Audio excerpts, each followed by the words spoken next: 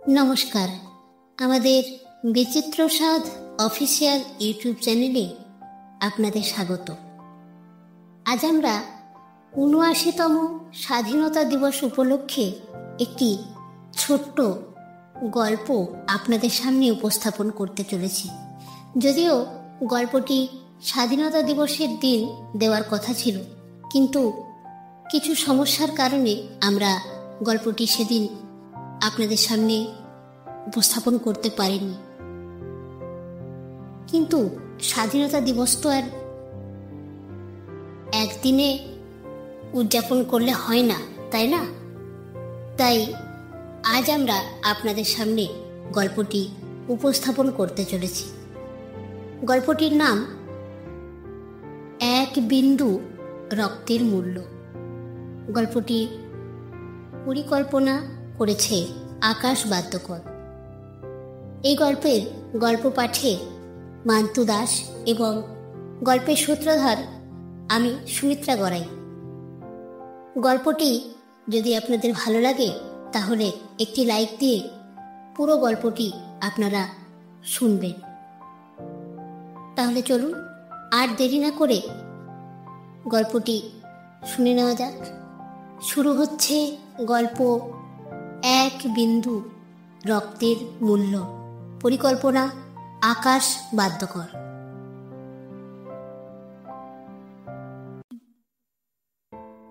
গল্প শুরু করার আগে এই গল্পে যে সমস্ত চরিত্রগুলি আছে সেগুলি জেনে নেওয়া যাক। অনিন্দ্র সিং একজন ১৭ বছর বয়সী যুবক। মনে সাহস, মনে প্রশ্ন, মনে আগুন। সে একজন বিপ্লবী হতে চায়। সুদর্শন সিং অনিন্দমের বাবা। সে একসময় বিপ্লবী ছিল, এখন অবসরপ্রাপ্ত স্কুল শিক্ষক। রাজেন্দ্র প্রসাদ সাহা অত্যাচারী জমিদার এবং ব্রিটিশদের দালাল।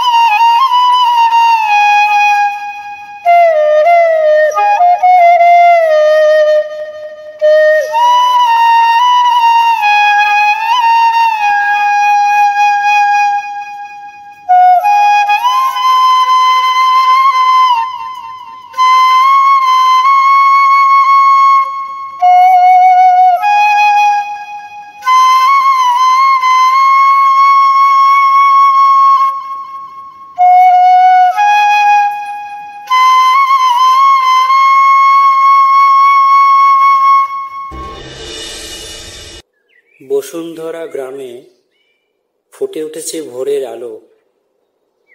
ধানের ক্ষেতে শিশির জমেছে, কিন্তু এই আলোর নিচেই জমে আছে এক অন্য উত্তেজনা, অন্য কান্না। সুদর্শন চুপচাপ বসে আছে পুকুর পাড়ে, পাশে অনিন্দম। সুদর্শনের হাত কেটে রক্ত ঝরে পড়ছে। অনিন্দম উত্তেজিতভাবে প্রশ্ন করে, বাবা, তোমার হাতটা এভাবে কাটলো কি করে? কত রক্ত! কি করে কেটেছে বাবা? বলো না আমাকে। সুদর্শন চোখ সরিয়ে ভারী গলায় উত্তর দেন, তেমন কিছু হয়নি বাবা, গাছ কেটেছে তো, ও একটু লেগেছে, সামান্য। আমার অভ্যাস আছে, তুই কোনো চিন্তা করিস না বাবা, সেরে যাবে, ওষুধ লাগালেই সেরে যাবে। অনিন্দম আবার উত্তেজিতভাবে প্রশ্ন করেন, না বাবা, তুমি বলো না, তুমি আসল কথাটা আমাকে বলো। তুমি একসময় বিপ্লবী ছিলে বাবা, তো হঠাৎ করে তুমি চুপ করে গেলে কেন? তুমি আমাকে আসল ঘটনাটা বলো বাবা, আমি তোমার ছেলে, আমার শোনার অধিকার আছে বাবা। বলো আমাকে, কি হয়েছিল সে সময়, যার জন্য তুমি আজকে চুপ করে গেছো? প্লিজ বলো বাবা। সুদর্শন অনিন্দমের করা প্রশ্নটাকে এড়িয়ে গিয়ে বিপ্লবী হওয়ার জন্য প্রস্তুত থাকার পরামর্শ দিলেন অনিন্দমকে। বিপ্লবী হতে গেলে সবচেয়ে বড় জিনিস কি দরকার হয় জানো বাবা? আগুন। তাই আগে নিজের ভেতরের মানুষটিকে চিনতে শেখো, তারপর নিজের মনের ভেতরে আলো জ্বালাও, তাহলেই তুমি বিপ্লবী হতে পারবে। এর থেকে বেশি কিছু আমার আর বলার নেই বাবা। সেই দিনই গ্রামে এলো 3 জন ইংরেজ অফিসার ঘোড়ার গাড়িতে চেপে। গ্রামে শান্ত সবুজ সিদ্ধ পরিবেশে নামে আনলো ভয়ঙ্কর উত্তেজনা এবং কান্নার পরিবেশ। ইংরেজ অফিসার ভয়ঙ্কর কঠিন গলায় ছাত্রদের প্রশ্ন করলেন, চুপ! এই গান তোমাদেরকে কে শিখাইছে? তোমরা যে ব্রিটিশ বিরুদ্ধে গান গাইছো, হ্যাঁ, কে শিখাইছে? Speak out! ছাত্ররা দৃঢ় কণ্ঠে উত্তর দেয়, এই গানটা আমাদেরকে সুদর্শন মাস্টার মশাই শিখিয়েছেন। ইংরেজ অফিসার কঠিন গলায় সুদর্শনকে সামনে আসার আদেশ দিলেন। তাকে সামনে নিয়ে এসো। কে সুদর্শন? তাকে সামনে নিয়ে এসো। সুদর্শন চুপচাপ সামনে আসে। কোন মাঠে অনেক লোক জড়ো হয়ে গেল। অনেকে কাঁদতে লাগলো, অনেকে আবার ভয়ে ততস্থ। এমন সময় অনিন্দম দৌড়ে আসে। যে ইংরেজ অফিসার সুদর্শনকে মারবার জন্য বন্দুক গুছিয়েছিল তার হাত চেপে ধরে এবং বলে, না, বাবাকে মারবেন না, বাবাকে মারবেন না আপনারা। তোমার বাবা ছাত্রদেরকে ব্রিটিশদের বিরুদ্ধে গান শেখাচ্ছে, ব্রিটিশদের বিরুদ্ধে খেপে তুলছে, তাই তোমার বাবাকে উচিত শিক্ষা দেওয়া হইবে। আর হ্যাঁ, আজ থেকে এই স্কুলে শুধু ব্রিটিশদের কথা পড়ানো হইবে, ব্রিটিশ রাজ্যের কথা পড়ানো হইবে। এই দেশের কোনো শিক্ষা চলিবে না। বুঝতে পারিয়েছ কথাটা? সেদিন অনিন্দম প্রথম দেখল তার বাবার মুখে রক্ত, চোখে অপমানের আগুন। সেদিন রাতে চাঁদ ওঠেনি, উঠেছিল একটা প্রতিজ্ঞা। সেদিন অনিন্দম মনে মনে প্রতিজ্ঞা করেছিল, বাবা, বাবা, আমি যদি তোমার ছেলে হয়ে থাকি তাহলে তোমার অসমাপ্ত লড়াই আমি শেষ করবো বাবা। আমি কারো দালালি মানব না, আমি গোলামি মানব না, আর তোমার অপমানের প্রতিশোধ আমি নেব বাবা। এটাই আমার প্রতিজ্ঞা, প্রতিজ্ঞা, প্রতিজ্ঞা। সেই রাতটাই ছিল বসুন্ধরা গ্রামের শান্তির রাত। পরদিন থেকে অনিন্দম পাল্টে যেতে লাগলো, আস্তে আস্তে হয়ে উঠল আগুন। পরদিন রাত্রেবেলায় শম্ভুচরণ দাসের বাড়িতে শুরু হলো গোপন বৈঠক। বলো দাদা, কি করতে হবে আমাকে? আমি আমার বাবার অপমানের প্রতিশোধ নেব। আর এই বসুন্ধরা গ্রামে আর যেন কোনো বাবাকে তার ছেলের সামনে অপমানিত না হতে হয়, সে বন্দোবস্ত আমি করব। এটা আমার প্রতিজ্ঞা। এইভাবে আমি আমার দেশকে স্বাধীন করব। অরিন্দম, সব সময় মাথা গরম করে বা রাগ করে কোনো কিছু হয় না, বুঝেছো তো? দেশ স্বাধীন করতে হলে, দেশের ওই কাজ করতে গেলে সব সময় মাথা ঠান্ডা রেখে কাজ করতে হয়।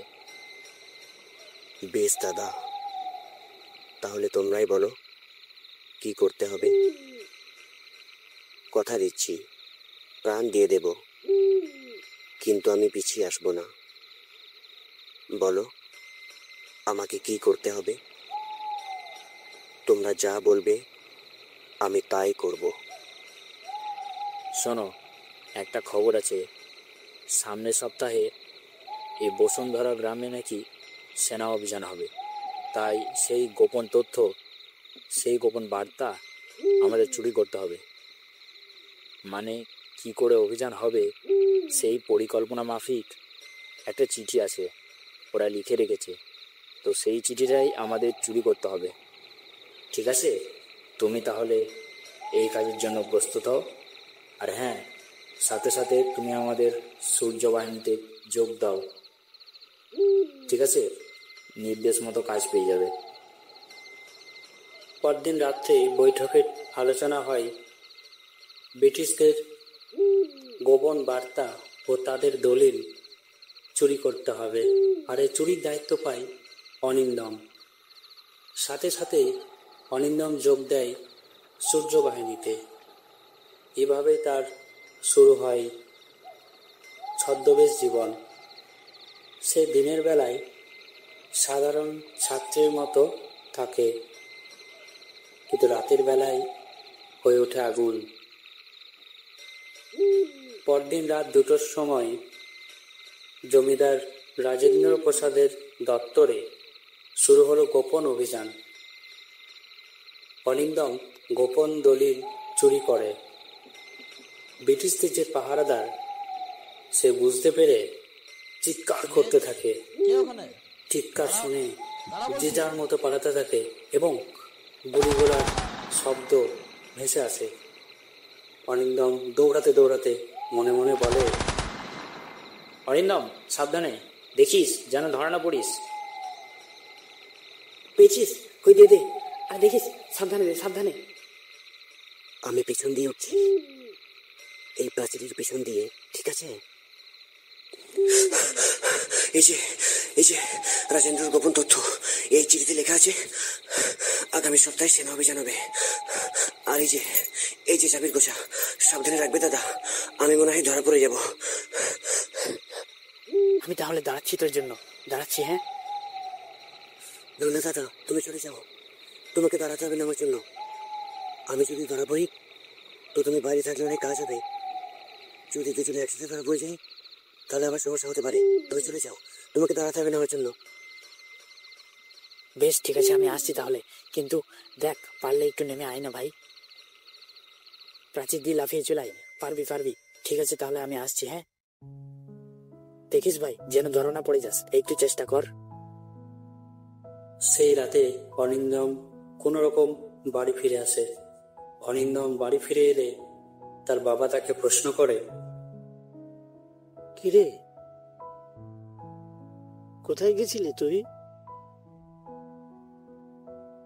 চোখ ভেজা, কাঁধে রক্ত, কোথায় গেছিলি? কি হয়েছে বাবা তোর? বাবা, আমি তোমার অসমাপ্ত লড়াই আবার শুরু করেছি বাবা। আমি তোমার অপমানের প্রতিশোধ নেবই।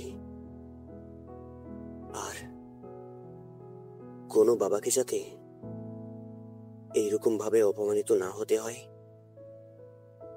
তার ব্যবস্থাও আমি করব। এটাই আমার প্রতিজ্ঞা বাবা, এটাই আমার প্রতিজ্ঞা। তুমি আমাকে আশীর্বাদ করো আমি যেন জয়ী হতে পারি। তুই যে সাহসিকতার পরিচয় দেখিস একদিন তোর নাম পতাকার পাশে ঠিক লেখা থাকবে, অরিন্দম তুই পারবি সকলকে একত্রিত করে বিপ্লব আনতে। তুই পারবি যা আমি কোনোদিন করতে পারিনি, তা তুই করে দেখিয়েছিস। তাই এগিয়ে যা বাবা, আমার আশীর্বাদ তোর সাথেই আছে সব সময়। তুই এগিয়ে যা, একদিন ঠিক সফলতা পাবি তুই, দেখিস। বাবা ছেলেতে কথা হচ্ছিল, এমন সময় অনিন্দমের মা ছুটে আসেন এবং তিনি বলেন, কি বাবা ছেলেতে মিলে কি পরামর্শ করা হচ্ছে আমাকে না জানিয়ে? কিরে অরি, কোথায় যাবি মাকে না জানিয়ে? মা, আমি যে অনেক বড় কাজে নেমেছি মা, তুমি আমাকে আর বাধা দিও না। আমি যে আমার দেশ মাতাকে বাঁচাতে চাই মা, আমার দেশ মাতাকে আমি স্বাধীন করতে চাই। তুমি আমাকে আশীর্বাদ করো মা, আমি যেন সফল হতে পারি। হে, তুই কি বলছিস অরি? কোথায় যাবি তুই এখন? তুই তো এখন পড়াশোনা করছিস বাবা, স্কুলের গণ্ডিও পার করতে পারিসনি বাবা, আর এখন তুই বলছিস দেশের কাজ করবি? না বাবা, তুই কোথাও যাবি না, তুই আমার কাছে থাকবি। আমি যে তোকে ছেড়ে থাকতে পারবো না। আমার কথা দে অরি, আমাকে ছেড়ে তুই কোথাও যাবি না। আমি যে তোকে ছেড়ে থাকতে পারবো না অরি। আর তুই তো এখন অনেক ছোট আছিস অরি, তুই পারবি না অরি। তুই ধরা পড়ে যাবি, আর ধরা পড়ে গেলে ওরা তোকে জেলে আটকে রাখবে। তারপর না না না, আমি তোকে পাঠাতে পারবো না অরি, আমি তোকে পাঠাতে পারবো না। তুই কোথাও যাবি না। আর আর আমি এটাও জানি, যারা দেশের কাজে যায় তারা আর ফেরে না। না অরি, আমি তোকে এত তাড়াতাড়ি হারাতে পারবো না, আমি তোকে পাঠাতে পারবো না। আমি পারবো না, আমি পারবো না। না মা, তার হয় না। তুমি কষ্ট পেও না মা, আমি আমার বাবার অপমানের প্রতিশোধ নেব, আর তার সাথে সাথে আমার দেশের স্বাধীনতার জন্য আমি লড়াই করব মা। তুমি আশীর্বাদ করো মা, আমি যেন জয়ী হতে পারি। তুমি আমাকে তোমার কাছে থাকার জন্য অনুরোধ করো না মা, এই অনুরোধ আমি রাখতে পারবো না। অরি, আমাকে ছেড়ে যাস না অরি। অরি, অরি রে, আমাকে ছেড়ে যাস না বাবা।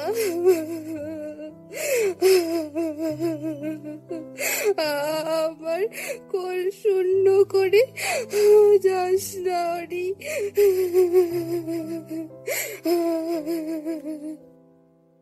মা, তুমি আর কেঁদো না মা। তুমি তো খুব ভালো করেই জানো আমি তোমার চোখের জল সহ্য করতে পারি না। তুমি যদি এভাবে চোখের জল ফেলো, তাহলে আমি কি করে যাব বলো? আর তাছাড়া আমার তো আর ফিরে আসার পথ নেই। আমি কাজ শুরু করে দিয়েছি, হয়তো ধরাও করে যেতে পারি। তাই বলি মা, তুমি যেমন আমার মা, তোমার প্রতি যেমন আমার কর্তব্য আছে, সেই রকম এই ভারতবর্ষ, এই দেশ, এও তো আমার মা। তার প্রতিও তো আমার একটা কর্তব্য আছে মা। তুমি আমাকে আর বাধা দিও না মা, আর কেঁদো না, বাবা বাবা তুমি একটু মাকে বোঝাও না, বারণ করো না কাঁদতে, দেখো না বাবা একটু বুঝিয়ে।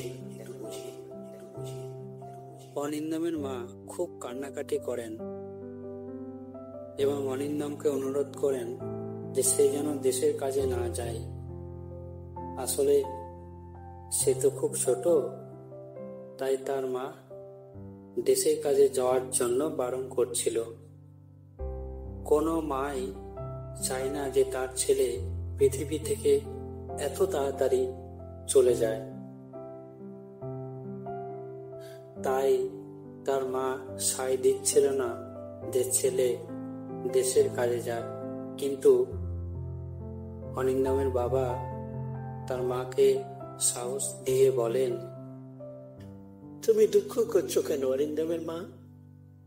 আমাদের ছেলে তো ঘরে থাকতে আসেনি, ও তো আমাদের গর্ব।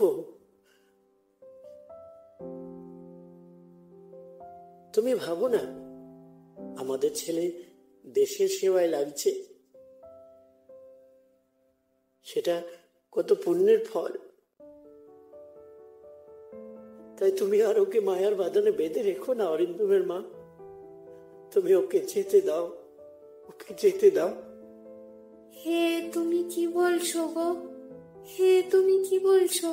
হ্যাঁ, আমাদের অরি ঘরে থাকার নয়, ও এসছে শুধু দেশের কাজ করার জন্য। হ্যাঁ, আমি অরিকে ছেড়ে কি করে থাকবো বলো? আচ্ছা, ও কি পারবে দেশ স্বাধীন করতে? হ্যাঁ, হে তুমি কি বলছো? বিয়ের পর থেকে আমি শুধু তোমাকেই দেখে এসছি দেশের কাজ করতে, কিভাবে কি করলে দেশকে স্বাধীন করা যাবে সেই পরিকল্পনা করে এসছো। আর এখন তুমি ছেড়েছ তো আমাদের ছেলে এই কাজ করবে? আচ্ছা, হ্যাঁ, আমার ছেলে আমাকে ছেড়ে চলে গেলে আমি কি নিয়ে থাকবো বলো? হ্যাঁ, আমাদের যে আর কেউ নেই গো, ছেলে ছাড়া আমাদের আর কেউ নেই। হে কি বলছো তুমি? অবশেষে মা রাজি হয় তার বাবার কথায় ছেলেকে দেশের কাজে পাঠাতে। আচ্ছা বেশ, তুমি যা বলছো হ্যাঁ আমি মেনে নিলাম, দিয়ে দেবো। হ্যাঁ, আমার ছেলেকে দিয়ে দেবো। আচ্ছা, হ্যাঁ, আমার ছেলের রক্তের বিনিময়ে এই দেশটা স্বাধীন হবে তো? বলো না, স্বাধীন হবে তো?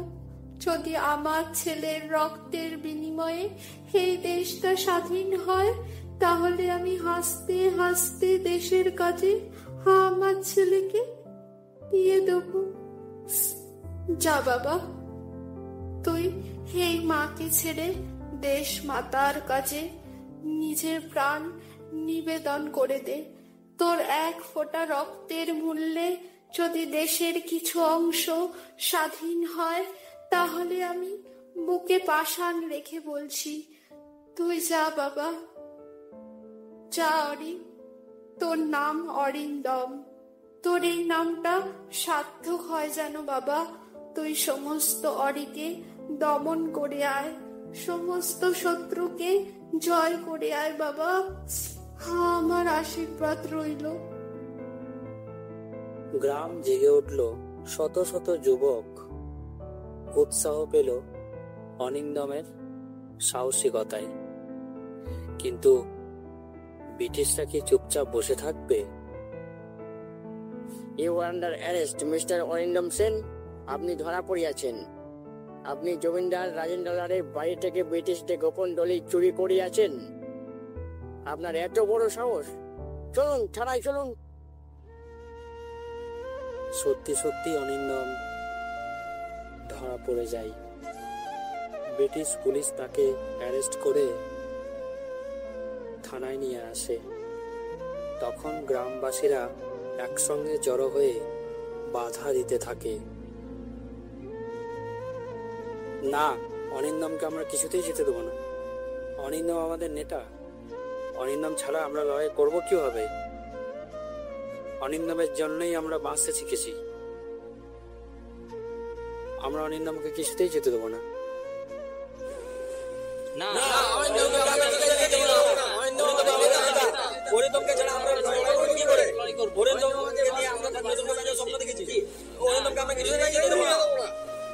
অনিন্দম দৃঢ় কণ্ঠে বলে, চিন্তা নেই, আমি মরছি না, আমি অমর হচ্ছি। তোমরা কেউ আমার জন্য চিন্তা করো না। আমি চলে গেলেও তোমরা কিন্তু এই লড়াই থামিয়ে দিও না। এই লড়াই তোমরা চালিয়ে দিও। মনে রেখো, এই লড়াই আমাদের অধিকারের লড়াই। এই লড়াই আমাদের বাঁচার লড়াই। কিন্তু তাতে কোনো কাজ হয় না, কারণ অনিন্দমকে যে থানায় যেতেই হবে। অনিন্দম যে ব্রিটিশদের গোপন জায়গায় আঘাত করে ফেলেছে, তাই ব্রিটিশ অফিসার অনিন্দমকে থানায় নিয়ে গেল। অনিন্দম বাইরে থাকলে ব্রিটিশদের বিপদ। আর কোনো উপায় না পেয়ে থানাতেই যেতে হয় অনিন্দমকে। পরে অনিন্দমকে কোর্টে তোলা হয় এবং তার সাজা হয় মৃত্যুদণ্ড। অনিন্দমের ফাঁসির সাজা শুনে তার মা বাড়িতে এসে খুব কান্নাকাটি করেন এবং তার বাবাকে বলেন, ও গো শুনছো, আমার অরি নাকি ধরা পড়ে গেছে। আমাদের অরি নাকি ধরা পড়ে গেছে, আর ওর নাকি ফাঁসি হবে। এ কি হলো গো, এ কি হবে? হরিকে ছেড়ে আমি থাকবো কি করে? আমাদের যে হরি ছাড়া আর কেউ নেই। যবে থেকে তুমি বিপ্লবের দলে নাম লিখিয়েছো তবে থেকে আমাদের এক ঘরে করে রেখেছে, আর এখন যদি অরি আমাদের ছেড়ে চলে যায় তাহলে আমি কি নিয়ে থাকবো? আমাদের যে অরিন্দম ছাড়া আর কেউ নেই গো। তার বাবা তার মাকে সান্ত্বনা দিয়ে বলেন, আজ আমার ছেলের অমরত্ব লাভ। আজ আমাদের ছেলে শহীদ হবে। তুমি দুঃখ পেও না অরিন্দমের মা, তুমি দুঃখ পেও না। দেখবে একদিন সবাই জানতে পারবে আমাদের ছেলে অরিন্দমের বীরত্বের কাহিনী। একদিন সবাই জানতে পারবে গ্রামের সকল যুবককে একত্রিত করার কাহিনী। তুমি ওকে শহীদ হতে দাও অরিন্দমের মা, তুমি ওকে শহীদ হতে দাও।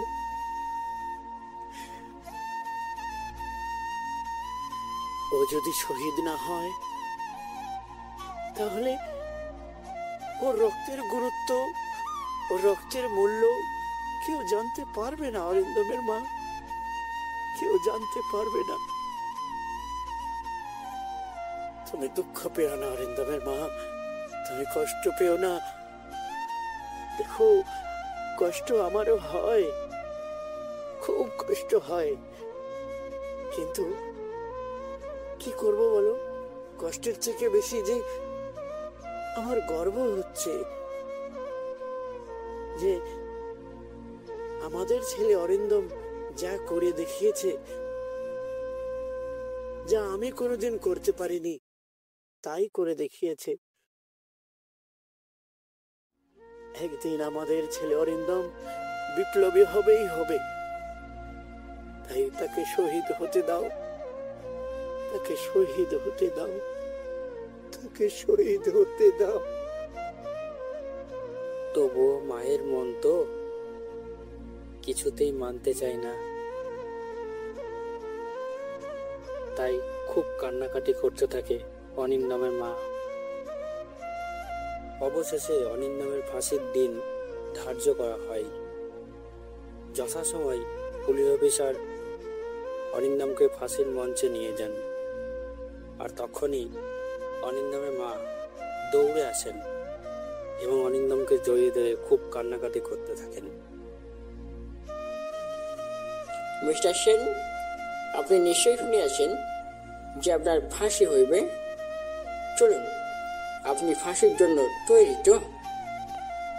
না, আমার ছেলেকে ফাঁসি দিও না। হরি বাবা, তুই চলে যাবি আমাকে ছেড়ে? তুই যাস না বাবা, আমাকে ছেড়ে যাস না। হরি তুই চলে আয়, হরি তুই আমার কাছে চলে আয়, আমি তোকে নিয়ে অনেক দূরে চলে যাব। হরি তুই বলে দে, হরি তুই বলে দে যে আর তুই দেশের কাজ করতে চাস না, আমি তোকে এই 2 হাত দিয়ে আগলে রাখবো। হরি তুই চলে আয়, তুই যাস না। আমি যে তোর মা, আমি তো তোকে ছোট থেকে এই 2 হাত দিয়ে বড় করে তুলেছি, মানুষ করেছি। আর তুই এখন আমাকে ছেড়ে চলে যাবি অনি? তুই যাস না অনি। মা, তোমার গর্ব হচ্ছে না? আজ আমার অমরত্ব লাভ হবে। তোমার কত গর্ব হওয়া উচিত। তোমার ছেলে অমরত্ব লাভ করছে। তুমি আর কষ্ট পেও না মা, তুমি আর চোখের জল ফেলো না। তোমার চোখের জলে যে আমার রাস্তা পিছল হয়ে যাবে।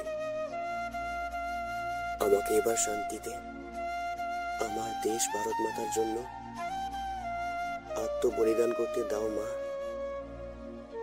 তুমি বাড়ি ফিরে যাও মা, তুমি বাড়ি ফিরে যাও। শেষ মুহূর্তে আমাকে আর দুর্বল করে দিও না। এমনিতেই তো ব্রিটিশরা ভাবে বাঙালি দুর্বল। তুমি আমাকে আর দুর্বল করে দিও না মা। তুমি বাড়ি চলে যাও। শত শত ছেলের মাঝে তুমি আমাকে খুঁজে পাবে। আমি চললাম মা, আমি চললাম। তুমি বাড়ি চলে যাও। আবার যদি কখনো জন্ম হয়, আমি যেন তোমার কোলে আসতে পারি। মিস্টার সেন, মৃত্যুর আগে যদি আপনার কিছু বলিবার থাকে তাহলে আপনি বলিতে পারেন। আমি মরছি ঠিকই, কিন্তু তোমরা যারা বেঁচে থাকবে তারা যেন দেশটাকে ভালোবেসো। এই দেশের জন্য যা যা করা দরকার তোমরা তাই করো। কখনো পিছিয়ে যেও না। এই শয়তান ব্রিটিশদের কাছে কখনো মাথা নত করো না। মা, তোমার ছেলের রক্ত দিয়ে যেন ভবিষ্যতের ছেলেরা স্বাধীনতা চেনে, এইটুকুই আমার চাওয়া।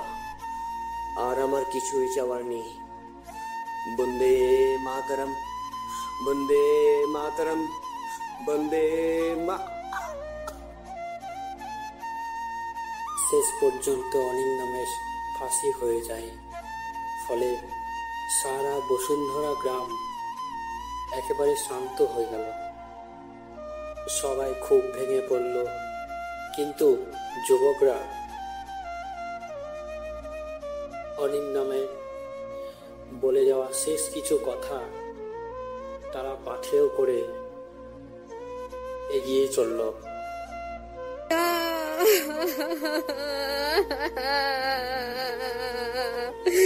হরি, তুই আমাকে ছেড়ে যাস না বাবা। তুই সত্যি সত্যি চলে যাবি বাবা, আমাকে ছেড়ে যাস না হরি। আমি কি নিয়ে থাকবো বল বাবা। বলেছিলাম তোকে দেশের কাজ করিস না বাবা, দেশের কাজ করিস না। কি আর করবে বলো দিদি, আমাদের অরিন্দম তো সবারই খুব প্রিয়, কিন্তু ওর আয়ু বোধহয় এটুকুই ছিল। তুই যাস না হরি, আমি কি নিয়ে কারোর যাবার সময় হয়ে গেলে তাকে তো আর আটকে রাখা সম্ভব নয় বলো। তুই ছাড়া তবে দেখো, একদিন ইতিহাসের পাতায় ওর নাম লেখা হবে।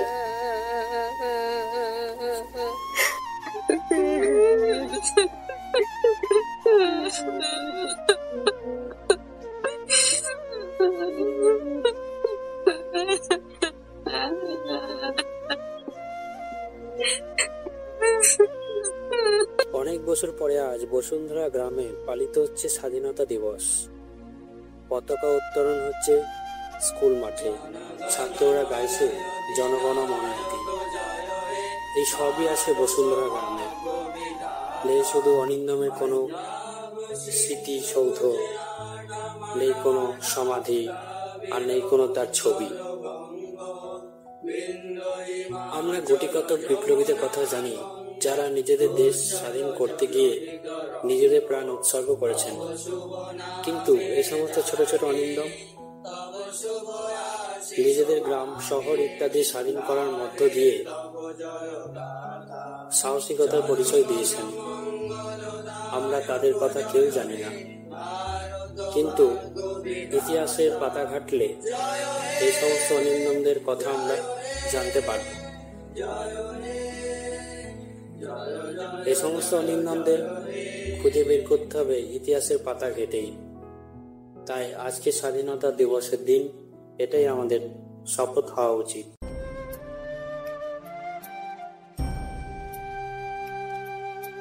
শেষ হলো আকাশ বাদ্যকরের পরিকল্পনা প্রসূত গল্প এক বিন্দু রক্তের মূল্য। এই গল্পে যারা অভিনয় করেছেন তারা হলেন অরিন্দমের বাবা Sudarshan Sen, Babul Dutta, British police officer Dip Bain, বিপ্লবী শম্ভুচরণ দাস, সিটু ঘোষ এবং তার সহকারী বিপ্লবী সুরজ বাদ্যকর, জমিদার রাজেন্দ্র প্রসাদের দারোয়ান সুনিরাম সোরেন। এই গল্পে যারা গ্রামবাসীর ভূমিকায় অভিনয় করেছেন তারা হলেন সুনিরাম সোরেন, কানাই সোরেন, কানাই ঘোষ, সীতারাম কোরা, দীপ বাইন, সুফল হেমব্রম, নাজিরুল শেখ, নাসরুল শেখ, সুমন ঘোষ, সিটু ঘোষ ও সুরজ বাদ্যকর। এবং প্রতিবেশিনীর ভূমিকায় যারা অভিনয় করেছেন তারা হলেন সবিতা সাউ, জয়ন্তী হাঁসদা ও চায়না দত্ত।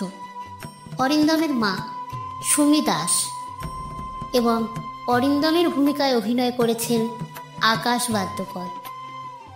গল্পে যারা জাতীয় সঙ্গীত করেছেন তারা হলেন সুনিরাম সোরেন, কানাই সোরেন, কানাই ঘোষ, সিটু ঘোষ, দীপ বাইন, নাজিরুল শেখ, নাসরুল শেখ, সুফল হেমব্রম, সন্দীপ পাল ও সুরজ বাদ্যকর। এই গল্পের আবহ সঙ্গীত ও ধ্বনি পরিকল্পনা করেছেন অজয় ঠাকুর। Poster design Suniram Soren. গল্প পাঠে মান্তু দাস এবং গল্পের সূত্রধর আমি সুমিত্রা গড়াই। এবং গল্পটির সমগ্র পরিকল্পনা ও পরিচালনায় টিম বিচিত্র সাগ অফিসিয়াল। গল্পটি আপনাদের কেমন লাগলো তা কমেন্টে জানাতে ভুলবেন না। আর যদি ভালো লেগে থাকে তাহলে অবশ্যই একটি লাইক দিয়ে গল্পটি পুরোটা শুনবেন এবং এই স্বাধীনতার মুহূর্তে গল্পটি সকলকে শোনার জন্য বেশি বেশি করে শেয়ার করে দিন। আর যারা এখনও আমাদের চ্যানেলটি সাবস্ক্রাইব করেননি তারা এরকমই আরও সুন্দর সুন্দর গল্প এবং বিভিন্ন রকম অনুষ্ঠান শোনার জন্য এখনই সাবস্ক্রাইব করে নিন। তাহলে আজ এই পর্যন্তই।